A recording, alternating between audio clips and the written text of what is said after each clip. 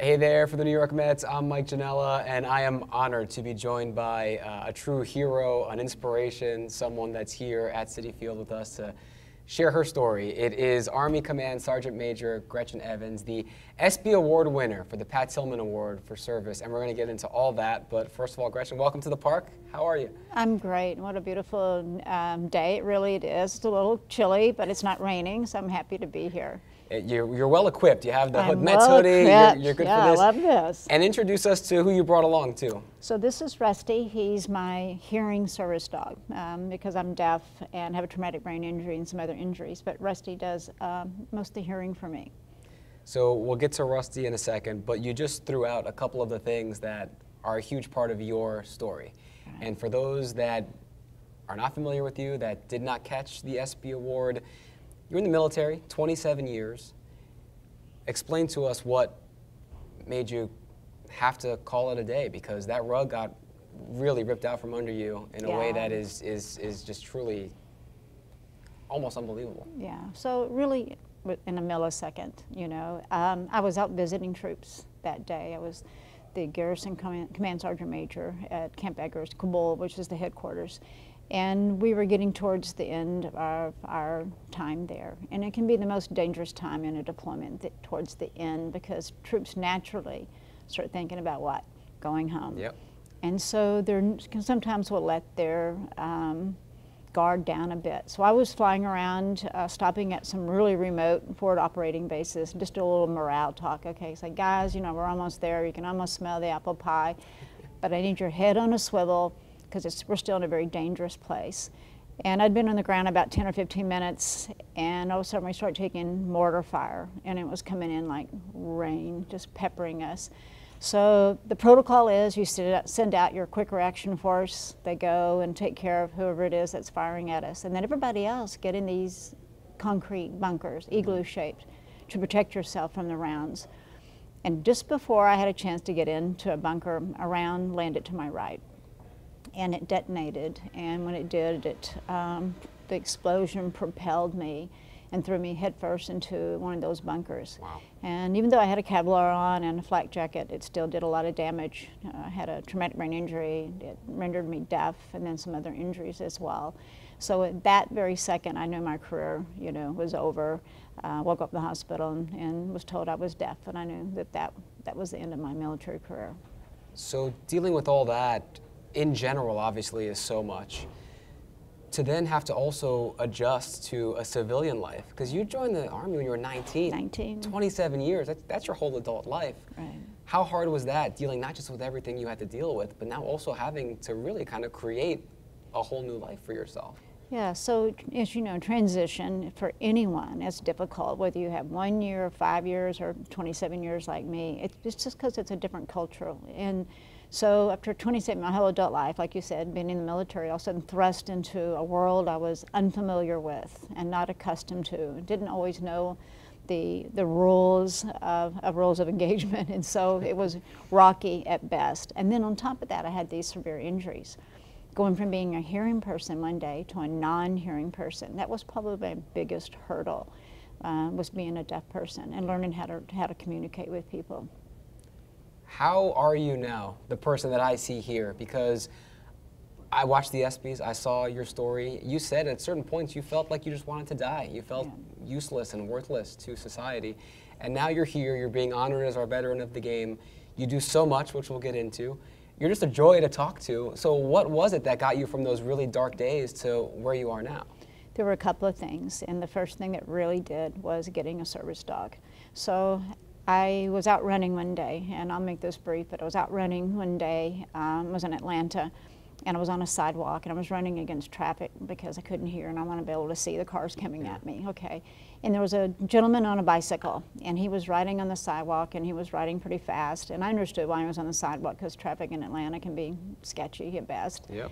But he yelled out to me, "Passing you on your left." But I never heard that because I'm deaf, but it's an invisible injury. So he didn't know that I was deaf. And so he ended up hitting me because I felt him come towards me, kind of that third, sense you have back there. I said, okay. So I wasn't going to step into traffic, so I stepped in and he hit me and he threw me into traffic. Jeez. and a guy driving a black Mercedes slammed on his brakes. I still remember smelling that, the rubber burn and looking up and being able to read the license plate.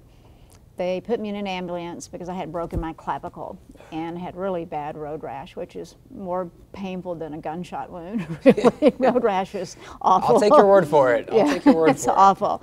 And when I got to the emergency room, all the doctors came and they were patching me up. And I had a doctor actually say to me, Gretchen, you can't do the things that you used to do because things have changed for you. You're disabled. And I thought for myself, it was like a kick in the gut and kind of a warning to me, like, if I don't stop this proverbial shutting door, I'm going to lose my life. And so another doctor walked up to me and he says, I don't want you to have to give up the things that you love, Gretchen. He says, do they train service dogs for deaf people? And nobody knew the answer to that.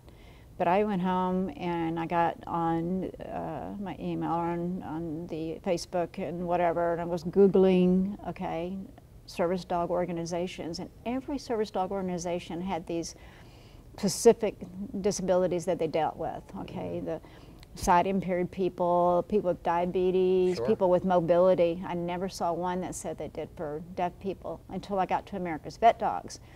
And what their mission statement said was, we train dogs for veterans and first responders with any disability free of cost. Any disability. So I wrote an email to America's Vet Dogs and I listed all my injuries. And at the very last line I wrote, can you help me? And then to be honest with you, because I was so traumatized from just life in general at that point, it had been about 3 or 4 years after my injury and about 2.5 since after all my rehabilitation.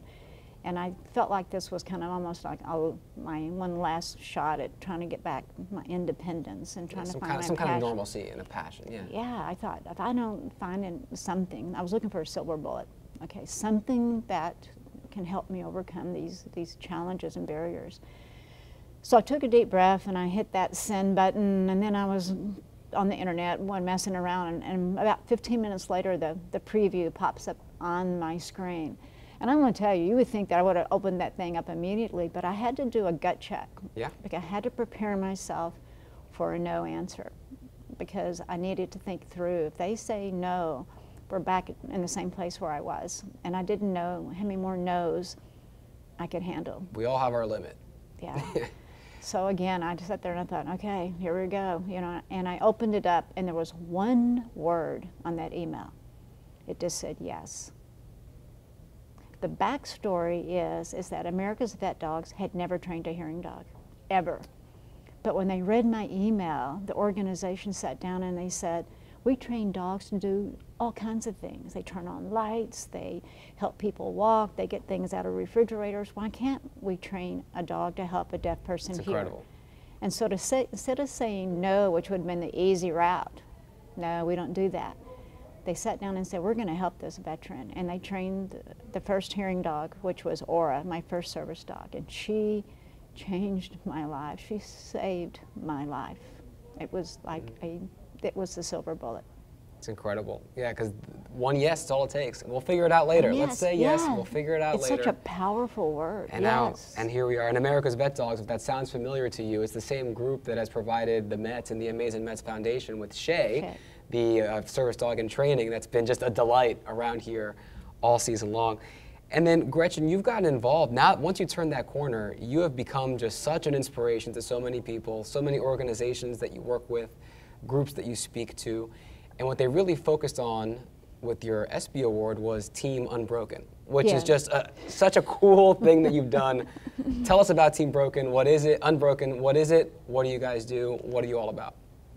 So I got an email one day, it was a true story, from Eric Weimayer, the first blind man to ever summit Mount Everest. And he's a friend of mine because we work in that what we like to call the mixed ability community, And we're always trying to find people who are like us, who have been, had a life-altering injury or illness or trauma, and then to provide them with an opportunity to do whatever it is that they want to do. So Eric sent me an email and he says, Gretchen, they're doing the world's toughest race. They're bringing it back. You should put together a team and go compete.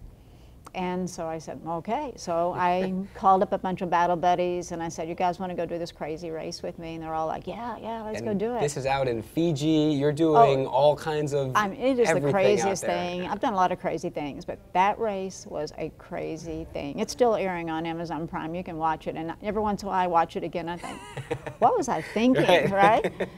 So the first time I sent the application in, because these are elite athletes and people who've been racing together for like 20 years. So there's a paragraph that says, do you have any medical conditions? And it's like this big. And so you need a few more characters than what they're giving most people. I was on page 3 with my team because everybody in my team had a serious injury or an illness. And so after I put all the additions and I sent the application in, and I mean, as fast as I got a yes from America's Vet Dogs, I got a no from Amazon. And they said, no, this is the world's toughest race. It's not for, basically they said it's not for, we don't think you can do it in a nice way. They were trying to be very nice about it. I thought, what do you mean we can't do it? So I wrote another letter and said, we have been living with our injuries for years and we're all athletes already. And we do our triathlons, we do Ironmans, we do marathons, we do ultra races. We can do this. We know how to mitigate our disabilities. Yeah. All we're asking is to be put on the same field with everybody else, able-bodied people. And if we wash out on the first day, that's on us. So I still got to know. So I'm persistent, if nothing else, okay? It's a good quality to have. Yeah. So I wrote one more letter and said, can you just hear me out? I can explain this to you. And honestly, I got on a Zoom call with Mark Burnett, and who was the producer, and Bear Grylls, who was the host, and Kevin Hodder, who was the race director. And Mark Burnett said to me, Gretchen, I want to say yes to Team Unbroken, I really do, but I'm afraid. And I said, what are you afraid of? He goes, I'm afraid you're going to get hurt. And I started laughing because again, right? I've been blown up, Mark. Yeah. What else are you going to do to me? So again, that powerful word of yes. So Mark said, okay, yes, come.